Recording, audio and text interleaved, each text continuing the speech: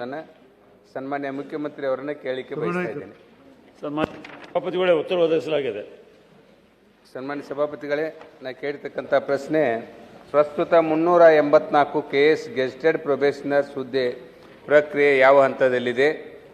2025 November 2027ರಂದು ಮಾನ್ಯ high court ನೀಡಿದ ಮಧ್ಯಂತರ ಆದೇಶ KS ನೇಮಕಾತಿಗೆ ಅನ್ವಯವಾಗುತ್ತದೆಯೇ?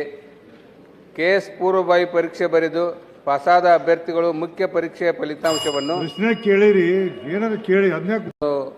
ಮುಖ್ಯಮಂತ್ರಿಗಳು ಕೇಳಿದ್ದೇನೆ, ಉತ್ತರವನ್ನು ಒದಗಿಸಿದ್ದಾರೆ. ನಾ ಇಲ್ಲಿರ್ತಕ್ಕಂಥ ಆತಂಕ ಏನು ಅಂತಕ್ಕಂಥದ್ದು ಹೇಳಿಕೆ ಬಯಸ್ತಾ ಇದ್ದೇನೆ.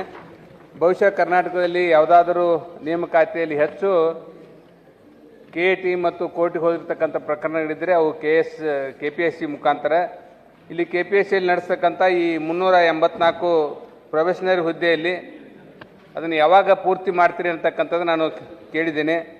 ಇಲ್ಲಿ 3A ಮತ್ತು 3B ಸಾಮಾನ್ಯ ವರ್ಗದ ರೋಸ್ಟರ್ ಪದ್ಧತಿಯಲ್ಲಿ ತಪ್ಪಾಗಿದೆ ಅಂತಕ್ಕಂಥದ್ದು. ಹಾಗೆ ಕಳೆದ ಅಧಿವೇಶನದಲ್ಲಿ ಕೂಡ ಸನ್ಮಾನ್ಯ ಮುಖ್ಯಮಂತ್ರಿಗಳು ಉತ್ತರ ಕೊಟ್ಟಿದ್ದರು. ಪ್ರಶ್ನೆ ಪತ್ರಿಕೆಯಲ್ಲಿ ಲೋಪದೋಷದಿಂದಾಗಿ ಕನ್ನಡದ ಪ್ರಶ್ನೆ ಪತ್ರಿಕೆಯಲ್ಲಿ 2 ಬಾರಿ ಪರೀಕ್ಷೆ ನಡೆಸಿದ್ರು ಕೂಡ ತಪ್ಪಾಗಿತ್ತು. ಆ ತಪ್ಪಾಗಿರ್ತಕ್ಕಂಥ ಅಧಿಕಾರಿಗಳ ಮೇಲೆ ಇನ್ನೂವರೆಗೂ ಯಾವುದೇ ಕ್ರಮ ಜರುಗಿಸಿಲ್ಲ.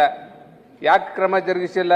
ಅವ್ರನ್ನ ಇಟ್ಟುಕೊಂಡೇ ಇವತ್ತು ಮತ್ತು KPSC ಪರೀಕ್ಷೆಯನ್ನ ಮುಂದೆ ಓಡ್ತಾ ಇದ್ದಾರೆ.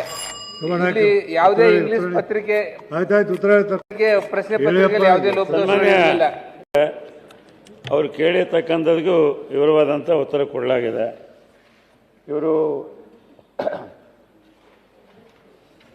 384 ಮಂದಿ KS ಗೆಜೆಟೆಡ್ ಪ್ರೊಬೇಷನರೀಸ್ದು ಯಾವಾಗ ಮುಗಿತಂದರೆ ಅದು ಎವಲ್ಯೂಷನ್ ನಡೀತಾ ಇದೆ. ಬರುವಂಥ 20 ದಿನಗಳೊಳಗಾಗಿ ಅದು ಫೈನಲ್ ಮಾಡ್ತಕ್ಕಂಥ ಒಂದು ಅದು ಪ್ರಗತಿಯಲ್ಲಿದೆ. ವಿತಿನ್ 20 ಡೇಸ್ನಲ್ಲಿ ಅದು ಕಂಪ್ಲೀಟ್ ಅದು ಫೈನಲ್ ಮಾಡ್ತಕ್ಕಂಥ ಒಂದು ಅದು ಪ್ರಗತಿಯಲ್ಲಿದೆ. ವಿತಿನ್ 20 ಡೇಸ್ನಲ್ಲಿ ಅದು ಕಂಪ್ಲೀಟ್ ಮಾಡ್ತಾರೆ.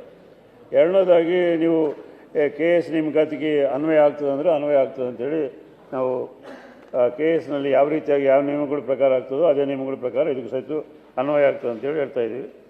ಇದು ಆಂಗ್ಲ ಮಾಧ್ಯಮದಲ್ಲಿ ಮೌಲ್ಯಮಾಪನದು ಮಾಡಲಾಗ್ತದೆ ಎಂದು ಕೇಳಿದೆ ನೀವು. ಇದರಲ್ಲಿ ಇವತ್ತು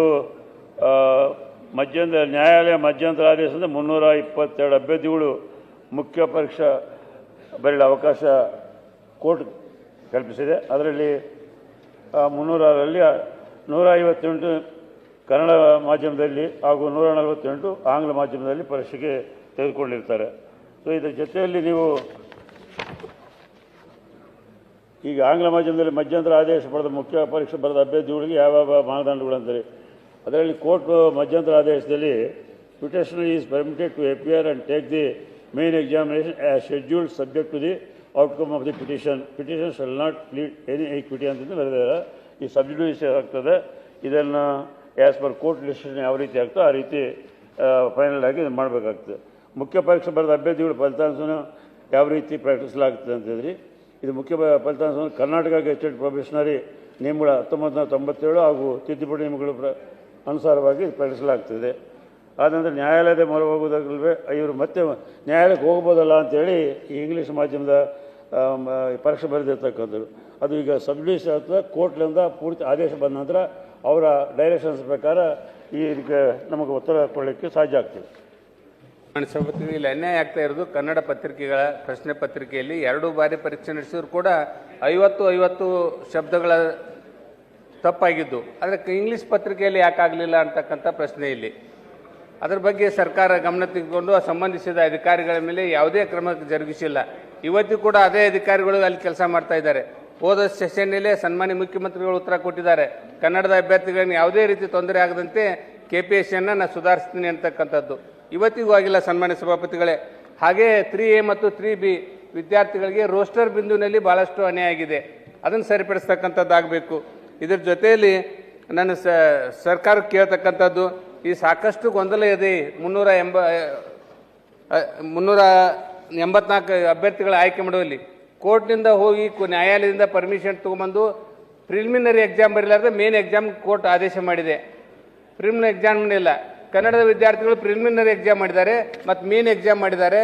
ಅವ್ರ ಪ್ರಶ್ನೆ ಪತ್ರಿಕೆ ಯಾವ ರೀತಿ ಮೌಲ್ಯಮಾಪನ ಆಗ್ತದೆ? ನೇರವಾಗಿ ಫೈನಲ್ ಎಕ್ಸಾಮ್ ಬರೆದವ್ರ ಪ್ರಶ್ನೆ ಪತ್ರಿಕೆ ಮೌಲ್ಯಮಾಪನ ಯಾವ ರೀತಿ ಆಗ್ತದ, ಇದು ಮತ್ತೆ ನ್ಯಾಯಾಲಯದಲ್ಲಿ ಗೊಂದಲಕ್ಕೆ ಸೃಷ್ಟಿ ಆಗ್ತದ. ದಯವಿಟ್ಟು ಇದನ್ನು ಪರಿಶೀಲನೆ ಮಾಡಬೇಕು. ಪುನಃ ಈ ಕೋರ್ಟ್ನಲ್ಲಿ ಪ್ರಶ್ನೆ ಆಗಿರೋದ್ರಿಂದ ಕೋರ್ಟ್ನಲ್ಲಿ ಡೈರೆಕ್ಷನ್ಸ್ ಪ್ರಕಾರ ನಡೀತಾ ಇದೆ. ಕೋರ್ಟ್ಲಿಂದ ಪೂರ್ತಿ ಆದೇಶ ಬಂದ ನಂತರ ಅದರ ಅನುಗುಣವಾಗಿ ನಾವು ಮಾಡಬೇಕಾಗ್ತದೆ.